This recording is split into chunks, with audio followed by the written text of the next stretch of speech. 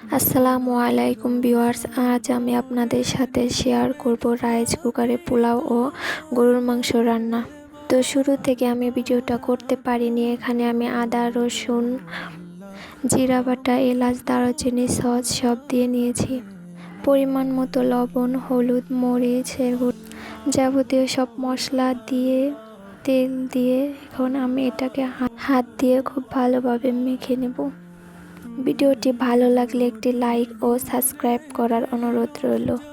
এখন আমি এখানে ছোট করে কেটে রাখা আলু দিয়ে দেব।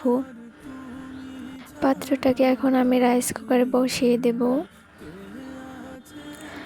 রাইস কুকারে দিয়ে এটা ঢাকনা দিয়ে ঢেকে দেব।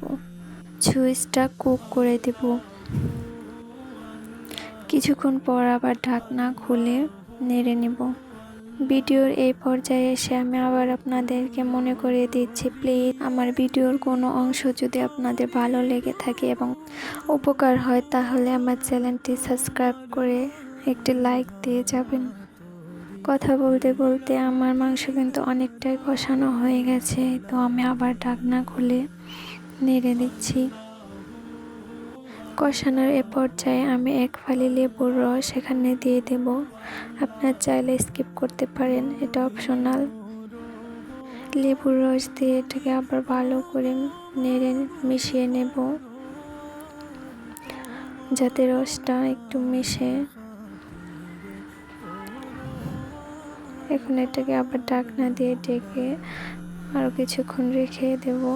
এই তো এখানে আমি অল্প একটু পানি দিয়ে দিয়েছি। প্রায় 10 মিনিটের মতো ঢেকে রেখেছিলাম। একটু নেড়ে নেব। আমার মাংসটা কিন্তু এখন হয়ে এসেছে। রাইস কুকারের সুইচটা এখন বন্ধ করে দেব। দেখতে পাচ্ছেন কুক অপশন থেকে ওয়ার্মে চলে গেল। এই তো আমার মাংস রান্না কিন্তু পুরোপুরি কমপ্লিট। মাংস রান্না শেষ। এখন আমি পোলাও রান্না করব। এর জন্য একটি পাত্রে পরিমাণ মতো চাউল দিয়ে ভালো করে ধুয়ে নিব। এখানে আপনারা আপনাদের পরিমাণ মতো চাউল নিয়ে নেবেন, যার যতটুকু প্রয়োজন। এই তো আমার চাউল ধোয়া শেষ। এখন রাইস কুকারে আরেকটি পাত্রে পরিমাণ মতো তেল দিয়ে দিব। 2টি এলাচ ও 2টি দারুচিনি, 2টি তেজপাতা দিয়ে একটু নেড়ে নেব। আপনারা আপনাদের চাউলের পরিমাণ মতো মশলা দিয়ে নেবেন। এখন আমি এখানে পরিমাণ মতো রসুন বাটা, পেঁয়াজ ও আদা বাটা দিয়ে আরেকটু নেড়ে নেব ভালো করে। ওয়ার্ম অপশনে চলে গেলেও কিন্তু তেলটা গরম থাকবে। মশলাগুলো আমি কিছুক্ষণ ভেজে নেব নেড়ে চেড়ে।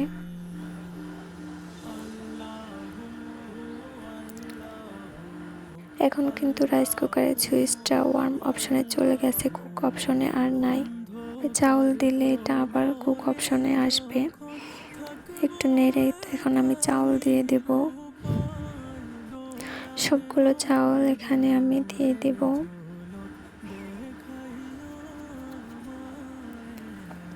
দিয়ে মশলার সাথে একটু নেড়ে মিশিয়ে নেব, যাতে চাউলের সাথে মশলা একটু ভালোভাবে মিশে। এটাকে ঢেকে রেখে দেব একটু ভাজার জন্য। এখন কিন্তু রাইস কুকারের সুইচটা আবার কুক অপশনে চলে আসবে। এই তো দেখতে পাচ্ছেন আবার কুক অপশনে চলে এসছে। এখন আমি চাউলের পরিমাণ মতো পানি মেপে নেব। আমি কুকারের সাথে কিন্তু এই পাত্রটি থাকে, এই পাত্র দিয়ে আমি চাউল মেপে দিয়েছি। তো আপনারা আপনাদের পরিমাপ মতো যতটুকু চাউল দিবেন তার দ্বিগুণ পানি দিবেন। যেমন এই পাত্র দিয়ে যদি আপনি 2 কাপ পরিমাপ চাউল দেন তাহলে আপনাকে 4 কাপের মতো পানি এখানে অ্যাড করতে হবে। এখন আমি পোলাওটা একটু নেড়ে দেব। এটা একটু ভেজে নিলাম। পোলাওয়ের চাউলটা ভেজে নিলে কিন্তু খেতে ভালো লাগে। এবার আমি পরিমাণ মতো পানি অ্যাড করে দেব, দিয়ে একটু নেড়ে ঢেকে রেখে দেব। কিছুক্ষণ পর আবার এটা নেড়ে রেখে দেবো। একদম হওয়ার পর আবার খুলবো। এই তো দেখতে পাচ্ছেন অল্প সময়ের মধ্যেই কিন্তু আমার পোলাওটা হয়ে এসেছে। কতটা ঝরঝরে হয়েছে আপনারা দেখতে পাচ্ছেন।